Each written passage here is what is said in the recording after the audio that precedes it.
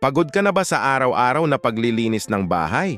Alam ko kung gaano kahirap tanggalin ang alikabok, lalo na kung madalas kang nasa labas. Pero huwag mag-alala. May mga simpleng paraan para mapanatiling malinis ang iyong tahanan. Una, maglagay ka ng doormat sa labas at loob ng pinto. Pangalawa, ipatupad ang shoes-off policy. Tsinelas lang sa loob ng bahay. Pangatlo, isil ang mga gaps sa pinto at bintana para hindi pumasok ang alikabok. Pang-apat, regular na i-close ang mga blinds kapag mainit. At panghuli, regular na mag-wipe down ng mga surfaces gamit ang basang-basahan.